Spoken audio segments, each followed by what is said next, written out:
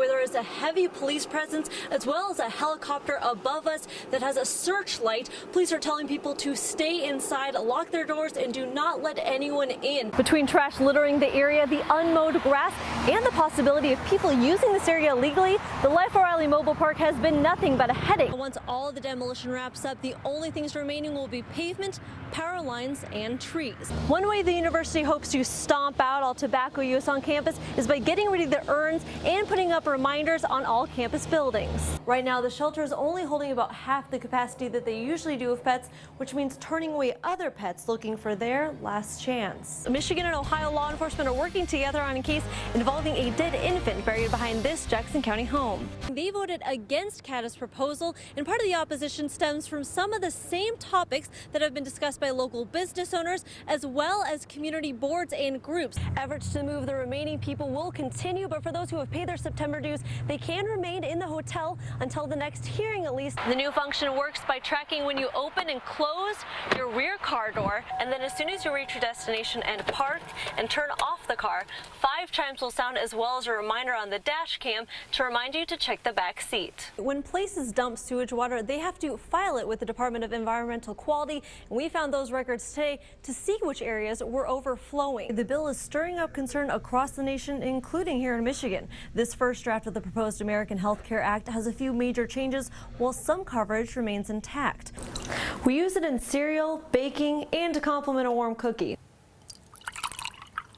But the milk we know today wouldn't be the same without former Spartan G. Malcolm Trout. Although it might hurt your wallet, it could help save your life, but you don't have to buy it all at once. Here for you live in Grand River, Haley Herzog, 6 News. They risk it all to save our lives every day, and protective vests save theirs. Well, this is part of our life. I mean, that's part of the one tool that's going to save your life. Statistically, at least 3,000 lives have been saved by protective armor vests, and almost every year local agencies look to the Federal Bulletproof Vest Partnership for grant money to replace old ones. Over time, and also through the elements, it's going to start wearing off. It's going to deteriorate part of the vest. In years past, Ingham County Sheriff Sergeant James Every says the department has gotten about half of the amount needed to replace vests that aren't up to code. I've seen that grant money come forward in a very positive way for our office. But this year, their funding came as a complete shock. When they brought it to me, I thought my staff was pulling a prank on me.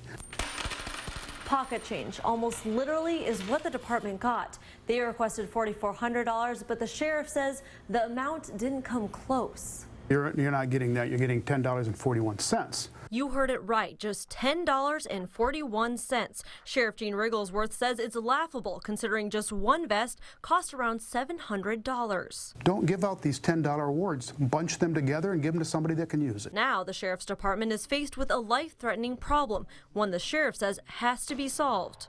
We're going to have to kind of regroup on how we go about funding this project. Sheriff Rigglesworth says that could mean tapping into the county's emergency fund if insurance doesn't cover the cost.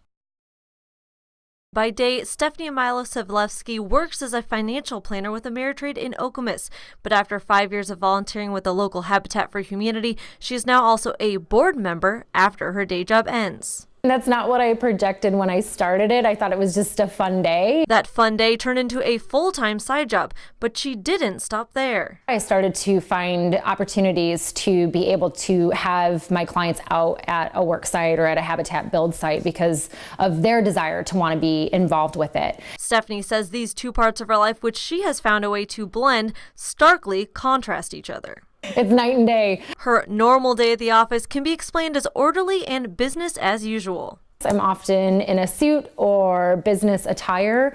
I have client meetings throughout the day. I might have phone conference calls, lots of emails and paperwork to process throughout the day. But once Stephanie steps out to the volunteer site, it's a different story. I will be in painted up jeans and t-shirts and sneakers and baseball cap. Over the past 5 years, Stephanie says volunteering with Habitat has been a learning experience. We get to get our hands dirty and find new ways to be able to do things that we thought we would never be able to do.